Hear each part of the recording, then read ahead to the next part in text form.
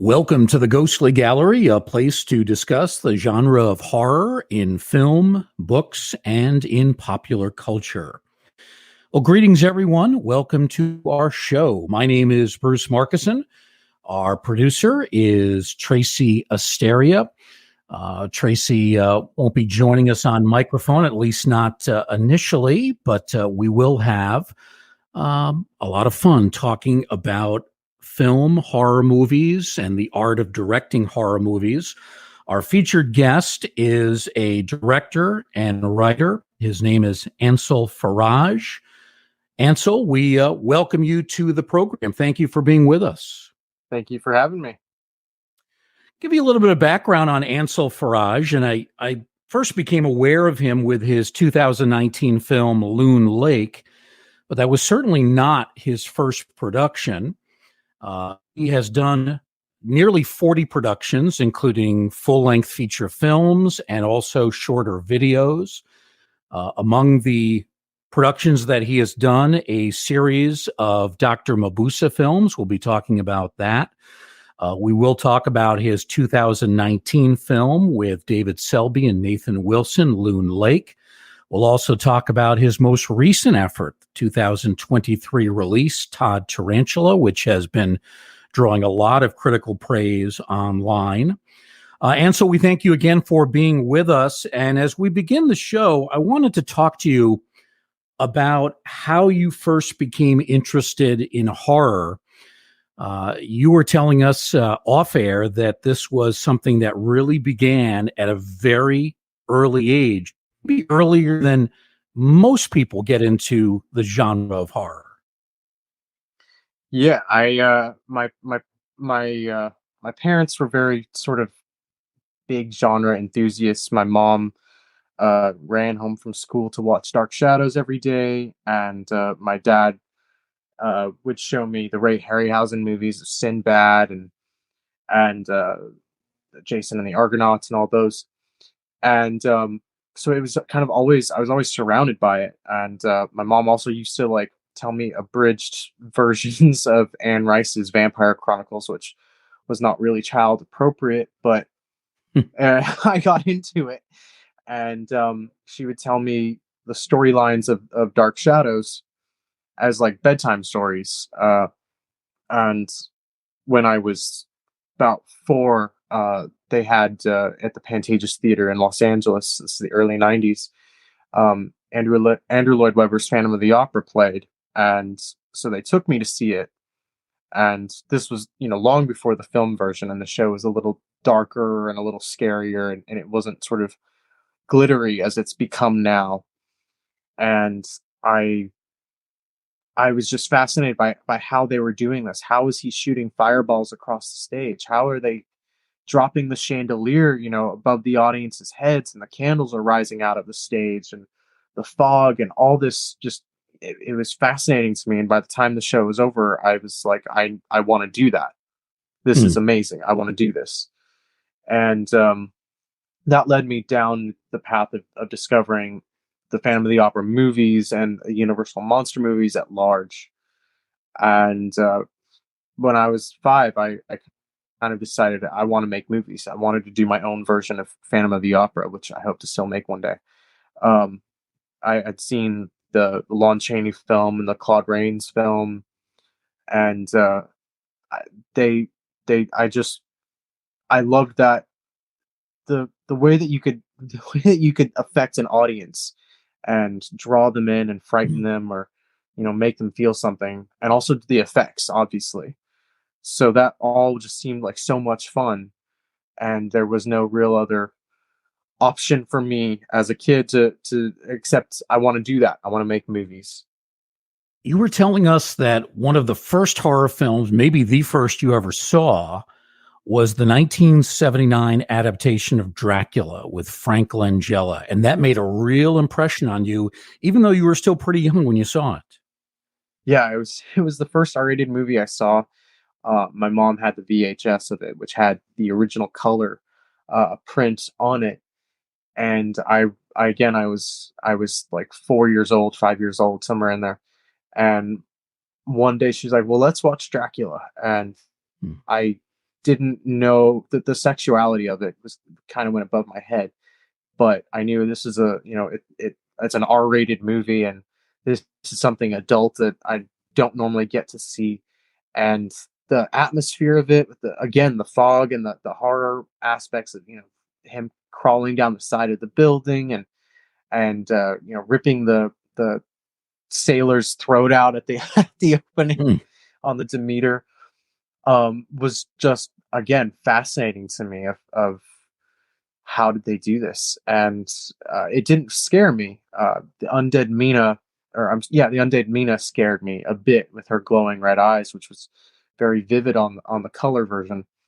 But I liked the way that it made me feel, and I it was not a huge sort of landmark movie in my childhood as say House of Dark Shadows was, but it was definitely a memorable experience. I mean, mostly for the fact that I was super young and this was the first R-rated movie I would see.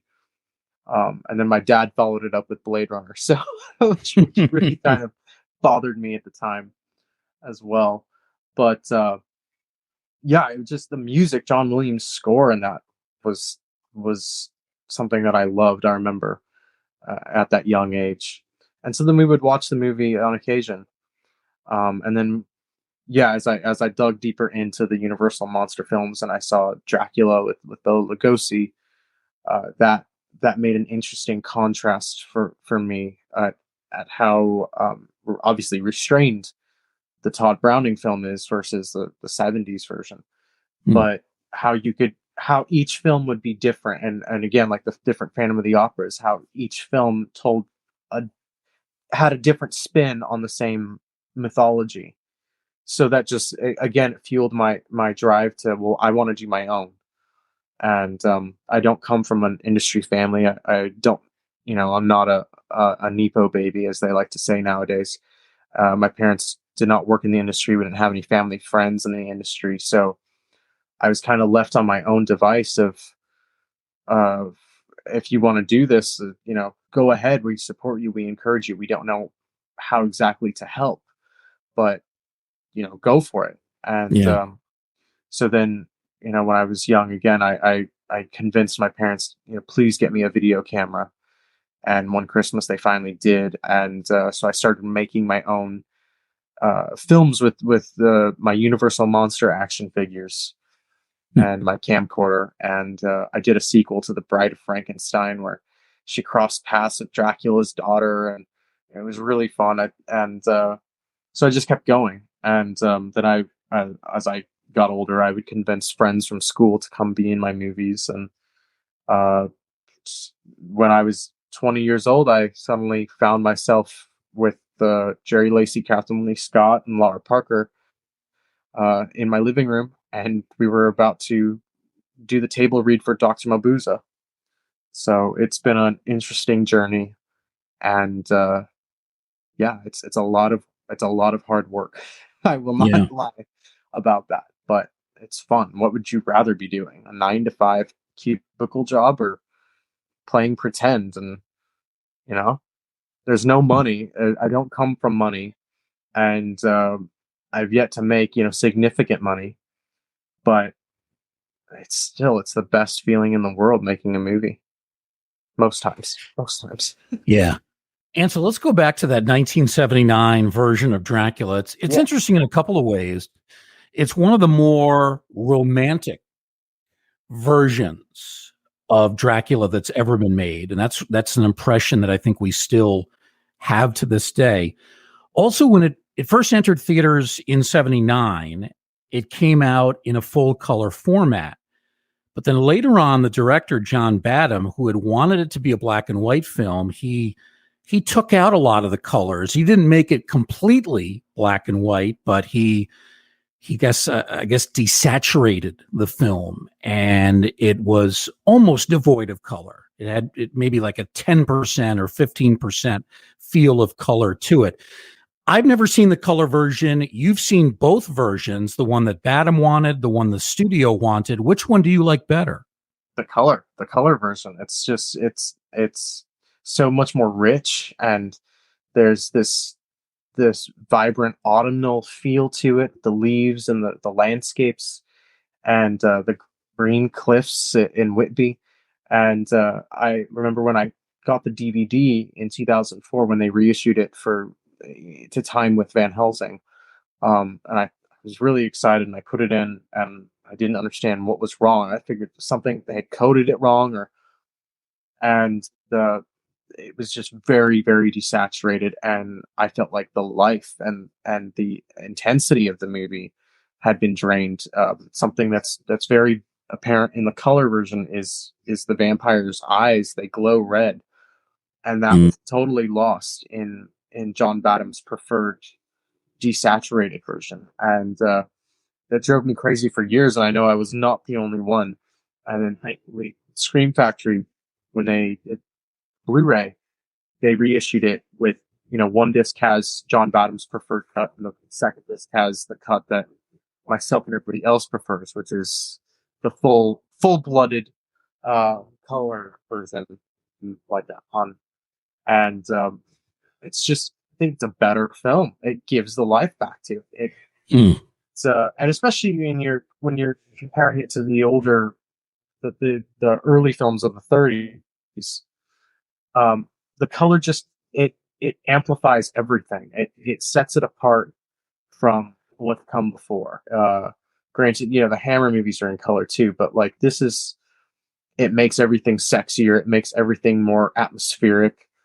The fog has got like this blue violet tinge to it.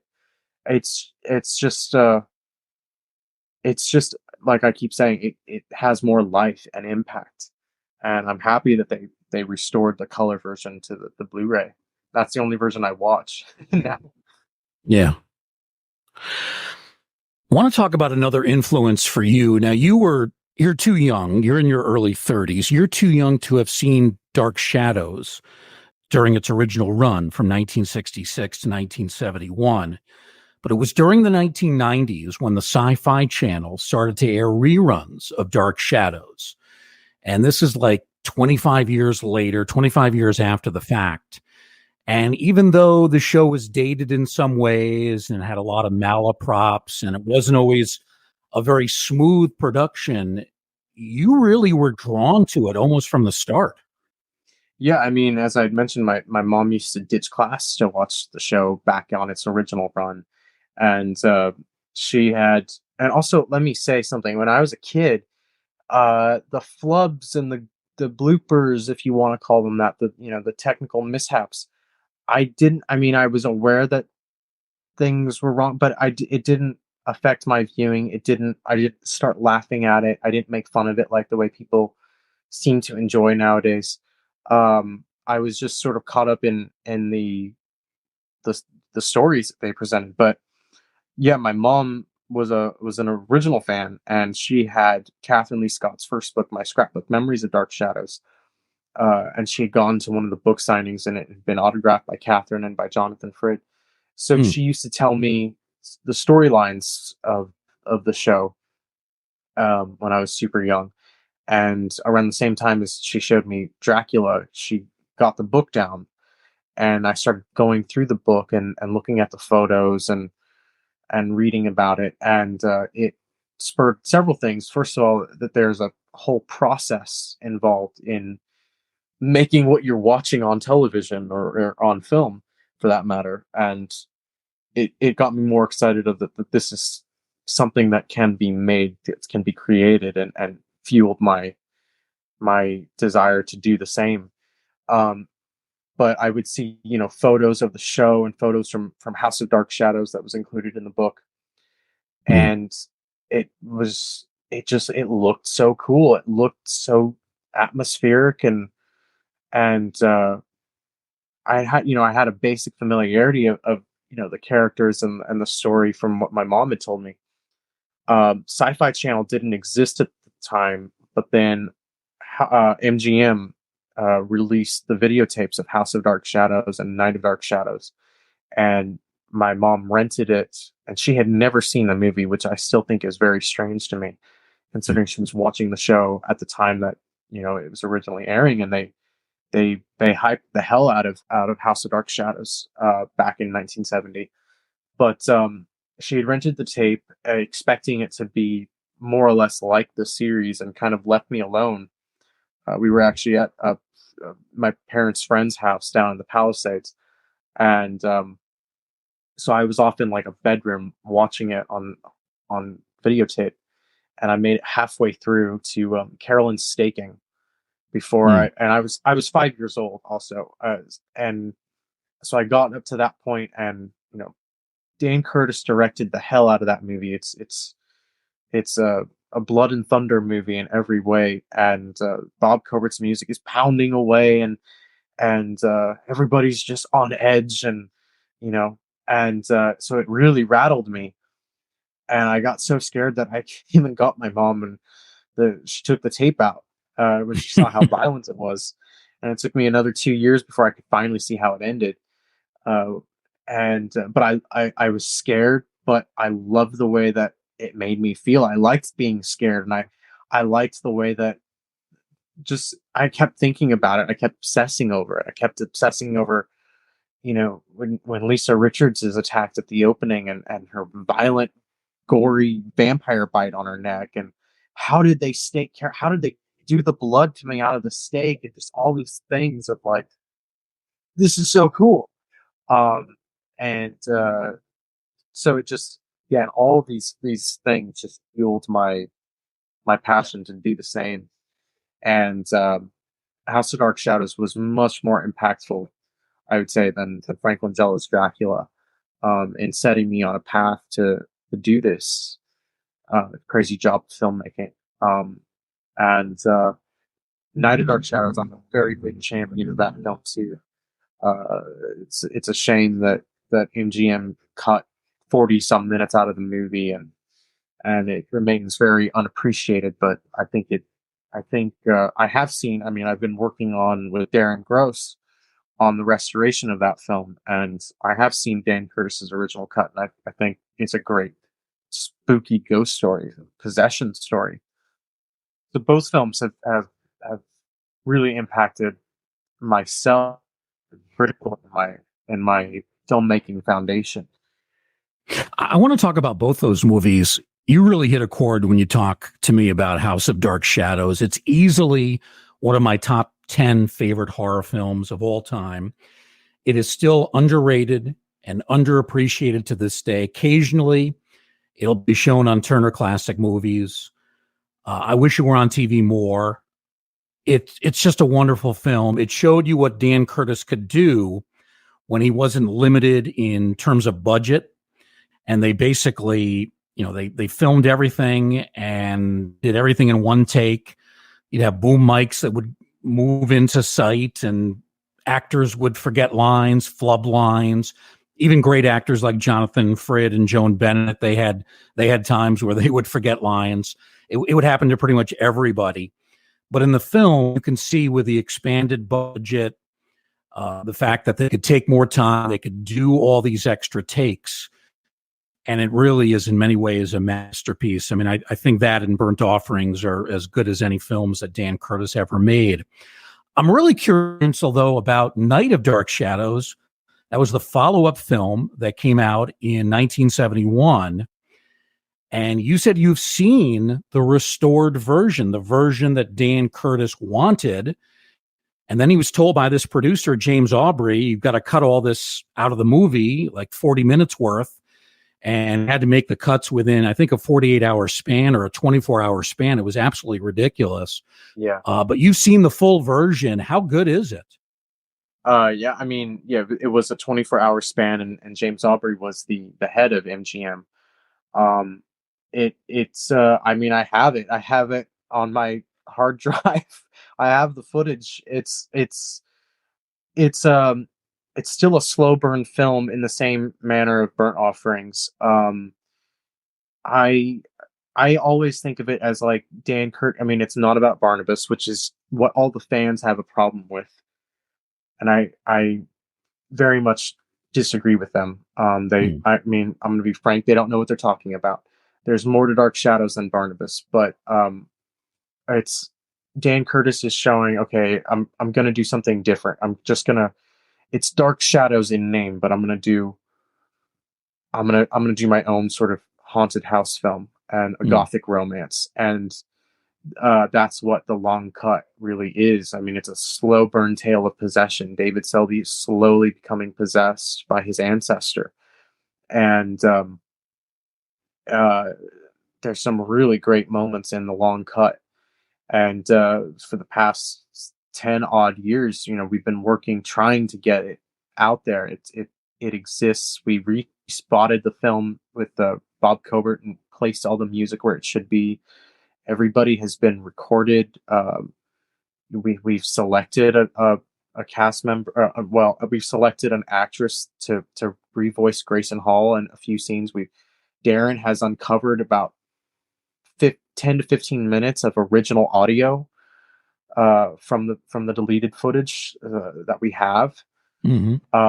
It's I think if people got the chance to see it, they would really appreciate what Dan Curtis was trying to do. Unfortunately, the powers that be at Warner Brothers, they to be frank again, they don't really see the value, and it would take an outside label like Scream Factory or the like to license the title and to pay for the final mixing of all the elements. But I mean, yeah, I have it. I have it on my Hmm. hard drive. I have a DVD of it that I usually watch around Halloween. So it's like I have this own little secret movie Mm. that nobody else has seen or legally can see at this point. Um, and it's unfortunate. It really is. And it's something that's I mean, Darren Gross. I've been talking to him since I was 10 years old, and I think I was 8 years old when he uncovered the footage in a vault at MGM, and now I'm in my 30s. So Yeah. they gotta. Well, hopefully at some point I won't be 90 by the time it does come out, but it's kind of been a private goal of mine to somehow get it out there in its proper form, legally. I'm not just gonna upload it, but like it should be seen. And there's some real. I mean, Dan Curtis with House of Dark Shadows. It's his first film as a director. It's his first film, period. And as I said, he directs the hell out of it. He's showing everybody, all right, this is what I can do. I'm going to take this show that we're filming in a 8x8 space in a stage in Manhattan and open it up and make it real and take you to real places. And that's what I love about House of Dark Shadows. And with Night of Dark Shadows, you can see his evolution as a filmmaker behind it, especially in the long cut. Um, yeah, it's a in some ways I do love Night a little bit more than House. And Hmm. as a kid, I was fascinated by these missing scenes, like the seance, and they're really well directed. You know, one day we'll get it out there. We will.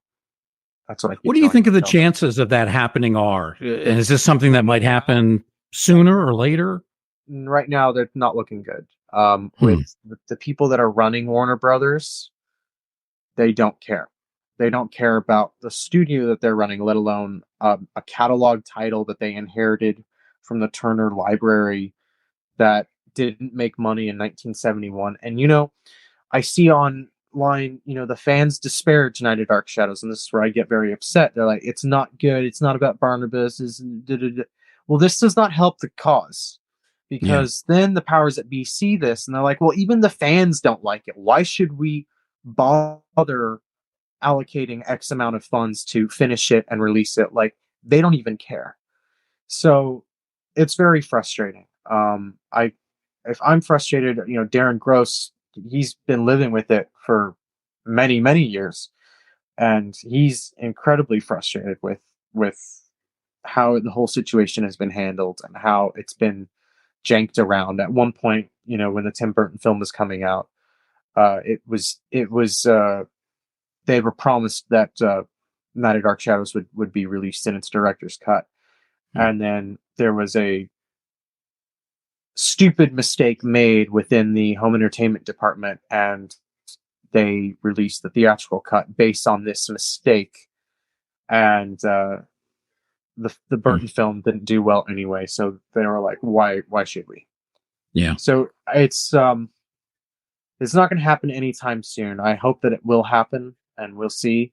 But it would have been great to had it out for its 50th anniversary a couple years ago in 2021.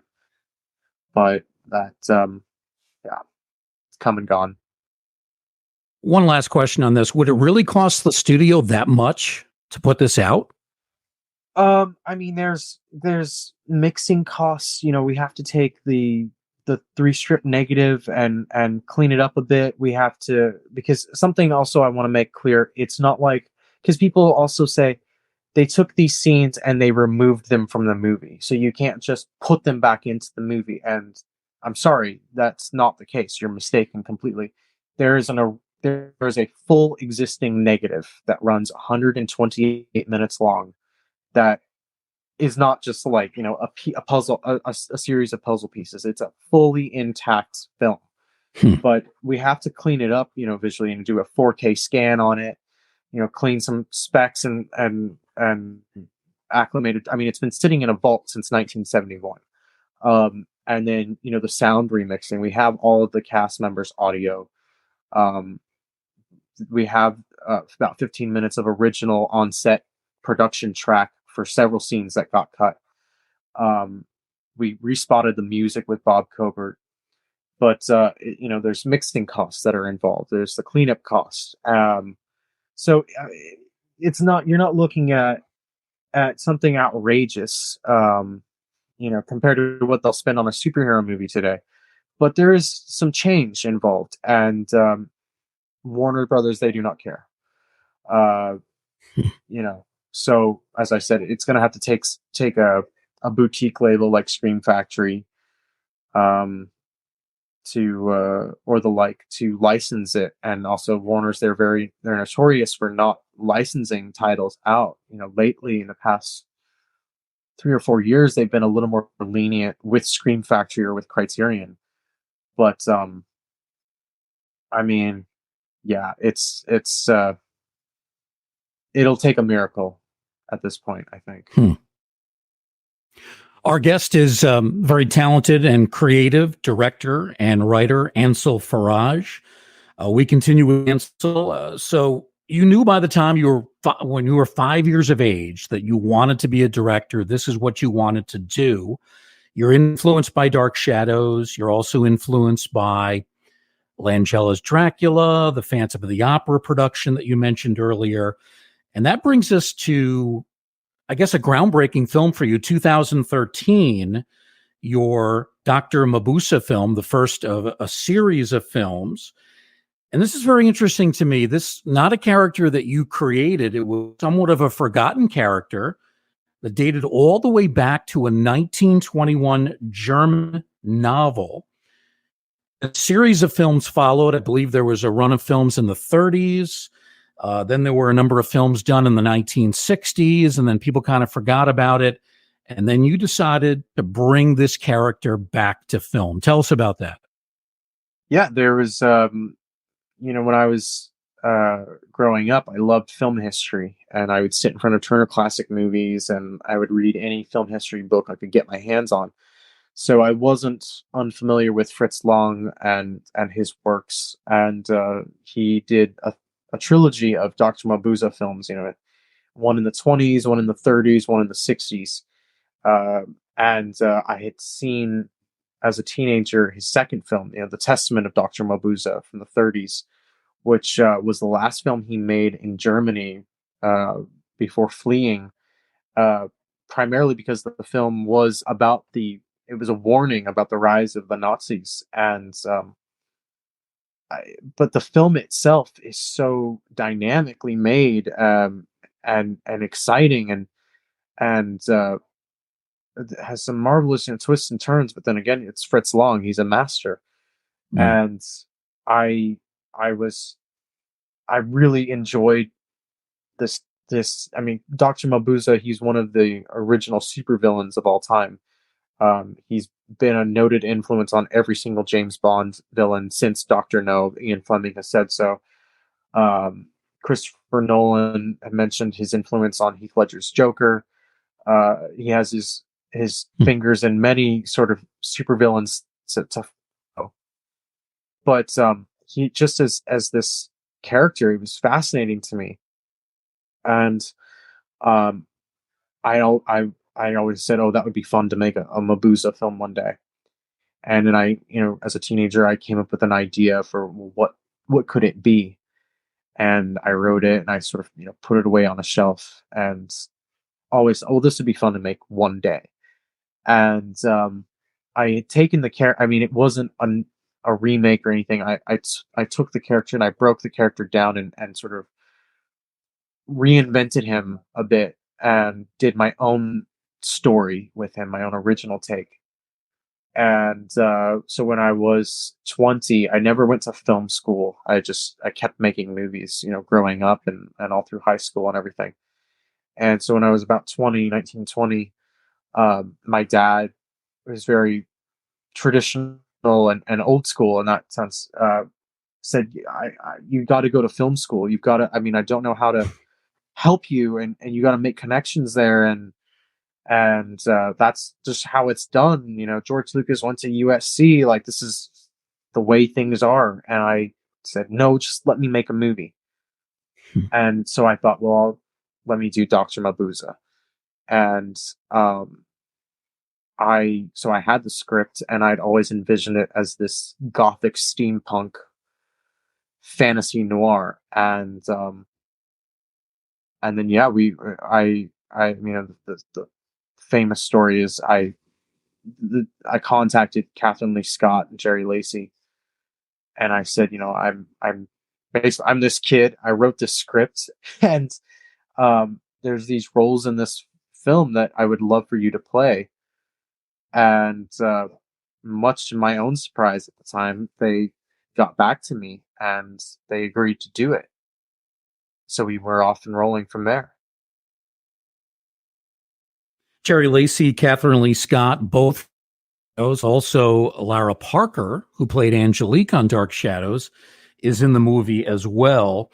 And I want to talk about your relationship with them, and it's a relationship that, from everything I can see, has continued to be strong.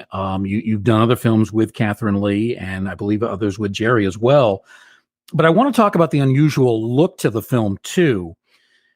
It's done with what is called blue screen technology. So the characters are superimposed onto this, I guess, blank blue screen. And then you add in the backgrounds, which are very colorful and somewhat abstract in some cases. Talk a little bit more, Ansel, about that process of making this unusual looking film. Yeah, I had always envisioned it. And when I would pitch the film, I would describe to everybody, this is going to look, the world's, well, I had built I'd converted my garage into a sound stage, and I had built a blue screen cyclorama in there. And so I would tell everybody, we're going to shoot it on blue screen, and then I'm going to put this world behind you guys. And the world was always sort of a variation of the world of the Universal monsters, that sort of gothic Germanic Never Land of Europe. And I shot a bunch of locations in Los Angeles. Did some model work, and so there was no CGI involved. It was tangible, real places, and I superimposed them behind the cast. And I wanted, everybody was saying, "Oh, this is a noir. Is it going to be black and white?" And I said, "No, that's the traditional way. I want to do something different." And so I went for more of a Dario Argento color palette, and I had a color theory behind it. Of green would represent Mabuse, so I use a lot of colored lighting, and uh, just to create this sort of fantasy lands, Germanic fantasy lands, that as an audience member, it would allow you to buy into that we are not watching reality. We are very much in a fantasy world, and therefore it will allow you to believe some of the things that will then later occur in the narrative as things get stranger and stranger, and the occult forces kind of take hold, so to speak. And Catherine Lee Scott was very fascinated by this technology and doing it. And I mean, Jerry and Catherine and Laura and Lyndon Childs, who plays Inspector Von Bank in the film, they were all used to being on stage, so this was not that far out of their thinking of, okay, well, we're basically doing some theater here, and we'll trust this kid to make it look good after the fact. And yeah, it was always designed to be a Never Never Land. And yeah, it was a bit challenging, but it was a lot of fun. It was a lot of fun world building, really, and you get that steampunk gothic aesthetic, basically with no money at all, because I had no money. I didn't even have a microphone on the first film. There was Mm. it was there was such little money behind it, because as I said, I don't come from a family of means or anything, and there was no crew. It was a crew of just me in my garage. Suddenly with the Dark Shadows cast that I'd never expected ever in my life to meet, let alone direct. And yeah, that was kind of the process of making that film. When you sent these messages to Jerry Lacey, Catherine Lee Scott, Lara Parker, and then they said yes, were you surprised? Yeah, I was I was very surprised. I was um I was a little bit afraid of Catherine, to be honest, especially when we first met, because I was so young and I don't think she believed that I had written the script. So she sort of cross-examined me on various questions about the story and the character, and I was able to coherently answer them. And she would ask, what is my vision for the film and how do I plan to achieve all this? And I would tell her, but it was wild because she was the first one I met of the Shadows cast, and so here is Maggie Evans, in person, um, you know cross examining me, and I have to give her solid answers, and I was able to do that. But like directing her was a little daunting, just because she, she came with um, baggage for me as a kid of, like, I grew up watching you and now I have to tell you what to do.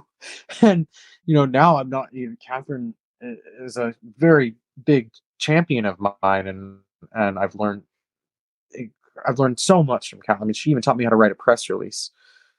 She's not scary at all, but I was so young and so not prepared for any of this. I was used to working with friends from school, or making movies with my action figures, and suddenly here they are. And Jerry is such a nice guy, a down to earth guy, and he too was a little frightening when he called me up, because Humphrey Bogart's voice was coming through my phone. And he said, it was a month after I had contacted him initially, and he said, I just saw this email. I don't know what this is, um, but I don't know if it's even still happening, but I am intrigued by it. My wife and I, his wife is Julia Duffy, which I didn't know at the time. His wife is Julia Duffy. Because my wife and I were planning to go to Italy for the month of June, which looks like when you're planning to shoot. But I'm intrigued, so convince me. And so I spent an hour and a half on the phone convincing him. And it was, I mean, yeah, it was kind of scary, because it's like, okay, this is real, They're these people are stepping out of my videotape and now literally into my life, and I have to be the captain of the ship, and I'm really young, but they're so nice. So pretty early on, I relaxed, and I was able to direct, and uh, I guess I impressed them enough that they had enough fun that they were willing to come back again and again. And Laura Parker too. Laura, when I first met her, she here's Angelique, and she's Mm. not glaring, but she's staring me down with those luminous blue eyes that she has. And she said, "Do you have lights?" And I'm like, "Yeah, yeah, I have lights." And I got home, I'm like, "Mom, Dad, we gotta go buy some lights." And but then she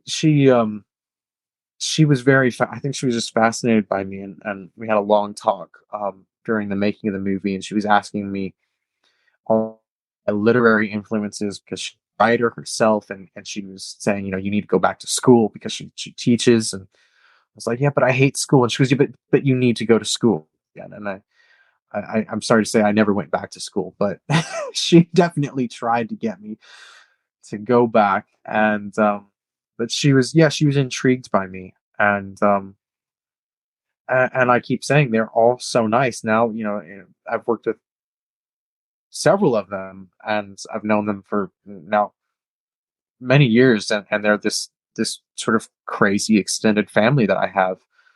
And I'm very, very grateful that I have them, and I can call up any of them really. And if I have a question of, like, how do you do this, or what's your advice for this, or hey, would you read the script and tell me what you think? Is it good?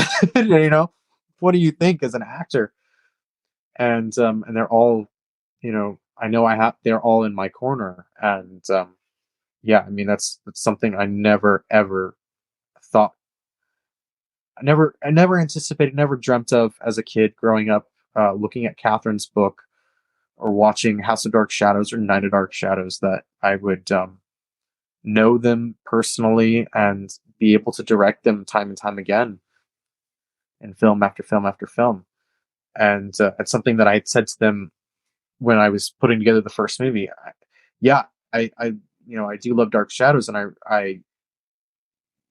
but I respect you all as actors. You've done things beyond Dark Shadows. You've worked with some incredible people behind and in front of the camera on some, substantial projects. And I want to work with you guys as actors, not just as Dark Shadows cast members. I Mm. don't want to be just, a fan. I want to, you all have years of talent and experience, and so that's really what I'm after. And I think they liked that. That it was, there was a respect coming from me, and it wasn't just, pandering. And Jerry had never really played. I mean, Reverend Trask was an intense guy, but he'd never really played a role like Doctor Mabuse. So he really kind of liked that, and the character. He's a man that can do literally anything, and he's a genuine threat, and so of power. And so Jerry had fun with that. And Jerry is very quiet and cool, and not at all like Reverend Trask. And also having played Bogart and played against Sam, it was fun to take the noir aspect of that. Bogart is always almost usually the hero, unless it was his earlier roles where he was a gangster. But to take the heroic noir aspect and turn it on his head, and now he's this criminal mastermind. And so yeah, Jerry had fun. They all had fun. I mean, that's yeah, Yeah. that's why I think they've come back numerous times. Well, it's terrific. They've become allies, part of your network. Is he retired, or is he still active in making films? He Well, he does a little cameo in my new film, The Great Nick D. But he says, I'm retired. I'm playing the stock market." But I know if somebody gave him something really juicy, and I keep pestering him myself, somebody gave him something that he could chew into, he would do it. And that's with all of them. But I have a couple ideas too. I'd love to get him, away from the stock market computer, and hey, Jerry, let's get back on set. But it depends. It depends on his mood. And so let's jump ahead 2019, a film called Loon Lake, which is a more traditional film in the way that it's made, comes out. This is really when I first became aware of you. I watched Loon Lake on Tubi, and I believe it's still there, available for streaming, free of charge. It's a very interesting movie. It stars another actor that you've really become friends with, well, for a long time, Nathan Wilson. We'll talk more about him. He plays this main character of Lewis, who has gone through a personal tragedy, leaves the city, travels to the remote countryside, somewhere in Minnesota, trying to get away from it all, trying to kind of recharge himself. But he accidentally disturbs the grave of a local witch, and that leads to all sorts of trouble. Tell us about your relationship with Nathan and why you felt he was good for this particular role. Well, Nate, I've known since I was probably 19. He auditioned for a comedy film that we made, and we just clicked. I was super young, and he was young too, and he he and I, we realized pretty early on that we both liked the same type of film, and had some of the same interests and goals that we wanted to do, and something we joke about now is he goes, well, I was always in search of a director, and I said, well, I've always been in search of an actor, and so we just kind of like I said, we clicked, and so then we went on from the comedy to make Mabuse and several other films, and as long as I'd known him, he'd been talking about this haunted cemetery. Name's from Minnesota, Southwest Minnesota, and he said there's this cemetery that's there's this witch. She's buried there, and it's her grave. If you cross her grave, bad things happen, and it's 10 minutes from my family farm. And one time I went out there when I was 15, and this happened, and I've always wanted to make a movie about it, and so it was something that he'd always kind of talked about. And around 2017, I said, dude, I cannot make another horror movie, a thriller, or, anything in the genre. I can't do it. I'm creatively burnt out. I need to show that I can do more. And Mhm. so we made a love story, Will and Liz, which is a film I'm very proud of. And so after we did that, he was okay, now we have to make the movie about the witch. And so I said, all right, fine. And then I realized, when I said, you have to tell me everything about this, and so he told me what he could, and we did a lot of research on the history of Mary Jane, the Witch of Loon Lake, and I realized with this project I could do a folk horror film, which I'd always wanted to try. I do love Witchfinder General, and so this movie was that opportunity to play in the Witchfinder General Blood on Satan's Claw sandbox, if you will. And so we started writing it, and we we wrote this character of a farmer who's just the next door neighbor, and also the idea of shooting in Minnesota versus Los Angeles. I'm from LA. I'm from Venice Beach, and that just sounded great because you get to go on an adventure and shoot in the Mm. places where the story originates from. So that sounded like loads of fun. And so anyway, we wrote this character of a farmer that's a nice neighbor, and uh, as we were writing it, I'm like, dude, this could be a part for David Selby. And Nate was like, David Selby's not going to do this. I've been watching him on Legion on FX, and he was just in Equals with Kirsten Stewart, and that was at Cannes. Like, he's not going to do this. But I met David at our, world premiere of Doctor Mabuse down on, Coronado Islands when the first film came out. He was there, and he was super nice. And they all are, entire Dark Shadows cast. They are incredibly nice and kind, and there's no prima donna aspect or Hollywood aspect to any of them. And he's, maybe we'll get to work together. And I said, that would be amazing. So we kept in touch over the years, and he kept saying, Ansel, I just want to play a guy. I just want to play a guy. I don't want to be in a suit. So I'm like, this is a farmer. Like, this is just a guy. Like, this is maybe a great opportunity to have him do it. And so Nate said, well, if you think that he'll do it, send it to him. And we also had in the script the role of this preacher. So I offered it to David. I said, this would kind of be a dual role, but uh, have a look, and this is what we're thinking. And so he read it, and he goes, yeah, I'll do it. This is fun. This. I'll go on that adventure. And so yeah, he said yes, and that was in early 2018, and we had planned to shoot, in time for the harvest. So September 2018, we would go to Minnesota, and he said, I'll be there. And so then right after that, I called up Catherine Lee Scott, and Catherine is from Minnesota. I said, Catherine, we're making this movie. You have to do it. we're shooting in Minnesota. You got to be part of it. And so she was down, and so she flew in, and she had her brother and her sister-in-law. They appear in the opening execution scene, and it was fun to do something that was not in LA, where it's this story that everybody back there, they know about. It's when we were there, the film was supposed to be a secret. The town is about it's a very small town, so of course the entire town knew about this movie by the time that we showed up, and they were all just so excited and welcoming, and come to my house, come to my farm, come to my store or whatnot. Can you film a scene here? They all wanted to be involved, which is the antithesis to how things are done in Los Angeles, where this is an industry town. It's what we do here, and it's all about money.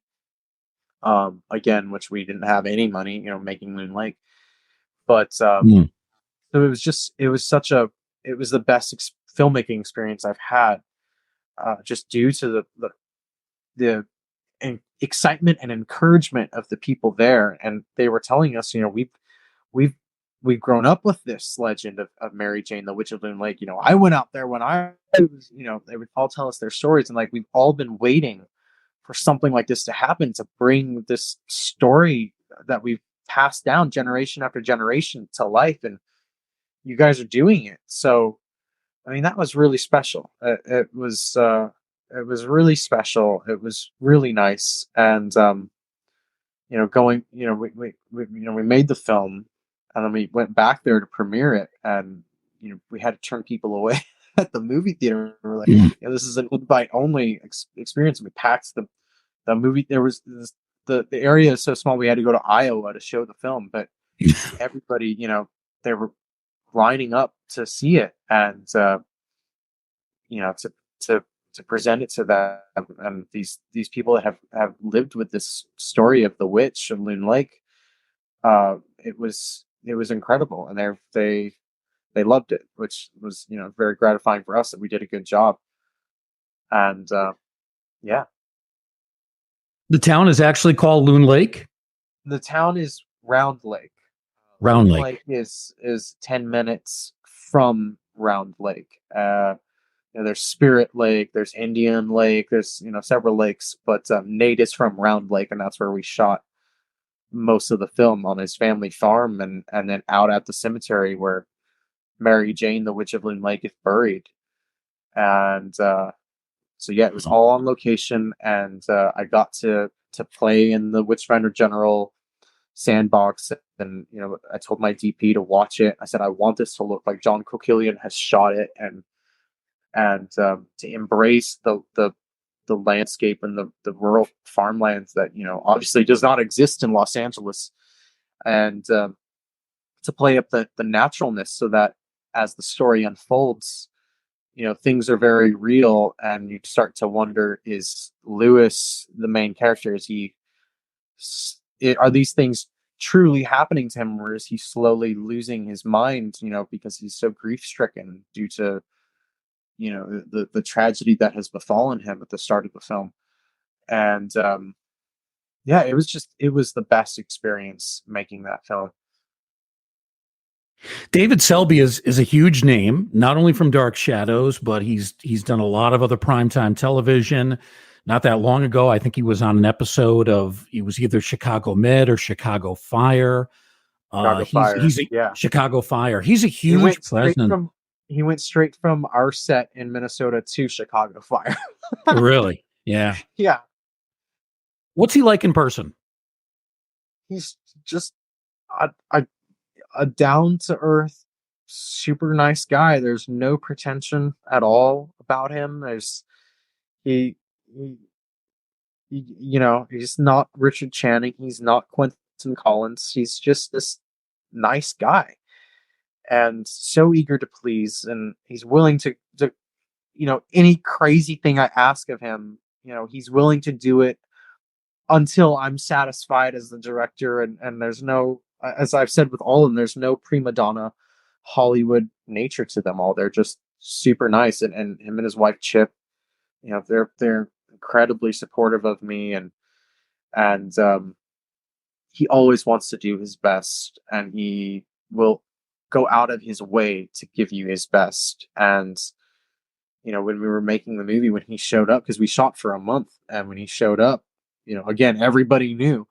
And so we were at the local vineyard, the winery, and people are people are coming up to him and, oh, I loved you on Dark Shadows, and they're taking pictures, and it spread like wildfire that Quentin Collins is now in town. and and then we would shoot late hours, and we're up to like 4 o'clock in the morning drinking beers and laughing about stupid things that happened. And he's just like, there was no sort of like line in the sand, if that makes sense, with him Sure. and us. And by then I'd known him for a couple of years. I hadn't directed him, but I'd known him. So there wasn't that sort of daunting, oh my God, aspect that there was, the first time I met Catherine. So yeah, it was very easy. He's very easy to work with. He Yeah. wants to give you all he can, and he does. Well, things obviously went well between the two of you because you bring him back for your 2023 film, Todd Tarantula. It's a time travel. It's really interesting because it's shot in live action and then it is rotoscoped. Tell us exactly what that process is. Yeah, it's a script that I had wanted to make again since I was in my teens. It's a Los Angeles psychedelic mystery, and I had always envisioned it as like an anime, like Akira, the Japanese adult animation film, or like a comic book come to life. And the script is so strange that Mhm. I always, it was like, if this was a cartoon, people would get it. And then I realized, wait, with rotoscope, I can achieve that effect. So rotoscoping is, you shoot something live action, and then it's rendered into a kind of animation. Ralph Bashki, who did Fritz the Cat and Lord of the Rings, he used rotoscope quite a bit, and it gives it this sort of uncanny effect to the proceedings. And I knew that it was the right way to go with this particular story.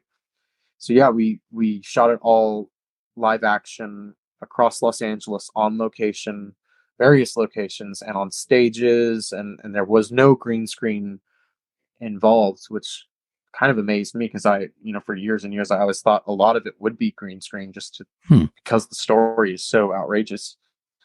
But we did it practically, and then it was rotoscoped in post production to make it like a cartoon come to life. It's received a lot of critical praise online. It's done really well for you. It's done really well. Yeah, I mean, I have gotten the best reviews of my career with it. It's been at one point I was like, this movie will never happen. I'd wanted to make this movie for years and years and years, and we had several false starts, and it's always down to money.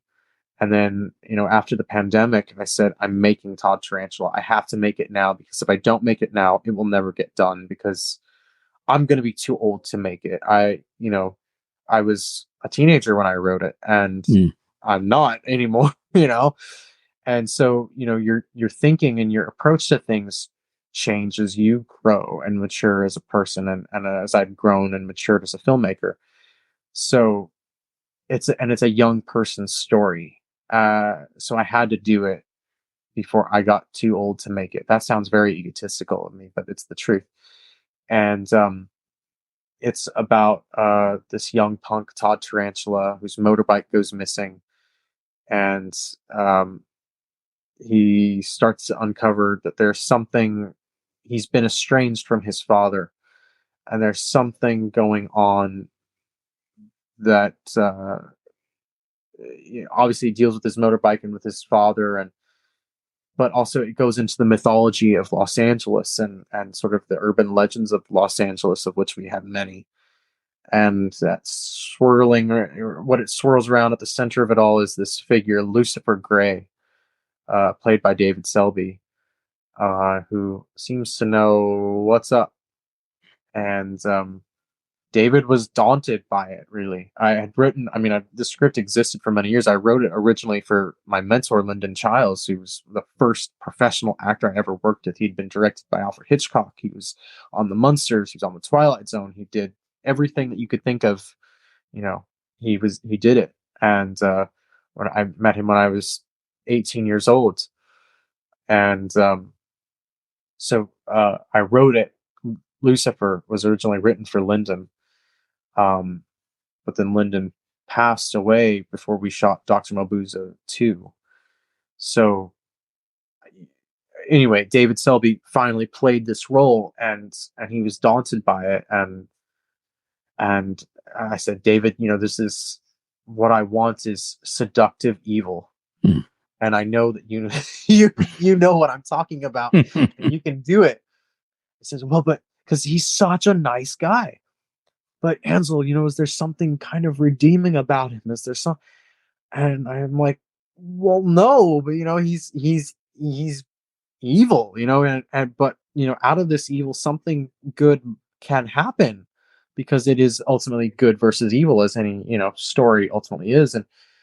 And his wife Chip, because we were out at lunch, she said, David, this is one of the greatest roles that you can play. It's from the Bible. It's evil, and you can bring it to life. You don't want to play the father role. You can play that with your eyes closed. This role is a challenge, and this is the role that you should play.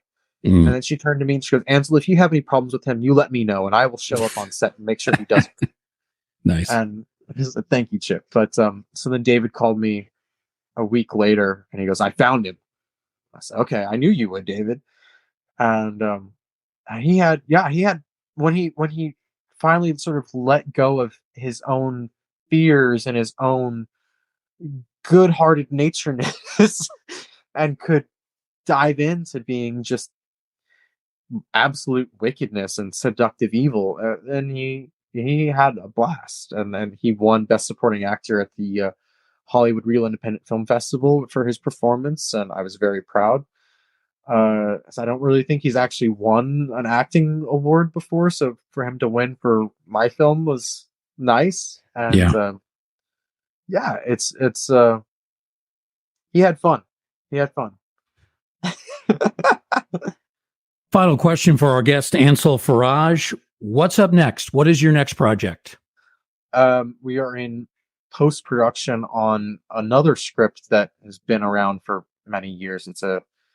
It's a melodramatic comedy called The Great Nick D, and it's about a washed-up porn star who's now a Venice Beach nobody, Nick D, and he's on an odyssey to sort of restart his mainstream acting career in order to win back the love of his life, who is now an Academy Award nominated actress on the level of Meryl Streep. And it's this crazy odyssey of his that Nate and I have been talking about again for as long as I've known him. And we shot it just in time for the strikes. So it's been in post-production. It won't be coming out till next year. And David Selby is in it. He plays Nick D's father. Catherine Lee Scott is in it. She's not the villain, but she's a force to be reckoned with. Laura Parker is in it. Olan Jones is in it from Edward Scissorhands and Miracle Mile and Natural Born Killers. Lisa Richards is in it. Film director Sam Irvin, who directed Elvira's Haunted Hills and was a producer on Gods and Monsters, and just has his new book out on Frankenstein: The True Story. He's in it. Nice. It's a very stacked cast. We've got a musical number in it, so you'll get to see the Dark Shadows actors singing and dancing. It's so wild. It's so different from what we've done, which is exactly why we wanted to make it. I'm excited to share it when it's time to share it. It's quite long. It was nearly a 3-hour film, and right now I'm whittling it down to a manageable length. But it'll be coming out. We'll do the festival circuit next year, and it'll be coming out in 2024. So yeah, the great Nick D. Don't let any James Aubrey type characters get their hands on it and try to take 40 minutes out. All right. Yeah, right. My dad. Oh, this is too long. It's too long. Our guest has been Ansel Faraj, already a prolific director at a young age. We've been talking about a number of his films, including his series of Doctor Mabuse movies, also Loon Lake, Todd Tarantula, and his great relationships with all those Dark Shadows alumni. Ansel, we really appreciate your time. You've gone above and beyond. We had some earlier technical difficulties that I think we have overcome, but we really thank you. It's been a lot of fun. No, thank you so much for having me. It was fun to talk, and I'd love to come back when the great Nick D comes out. Absolutely. Again, our guest, Ansel Faraj. Also want to mention, as an aside to Tracy and our listeners, Tracy, not on the microphone for this show, but still our producer. This is our 10th show. We have reached a milestone. Nobody thought it was possible except for Tracy and maybe me. And we're going to try to keep going. 10 shows and counting, hopefully. So we want to thank Tracy for all of her help producing and co-hosting these shows through our first 10. We want to thank all of you for entering our Museum of the Macabre.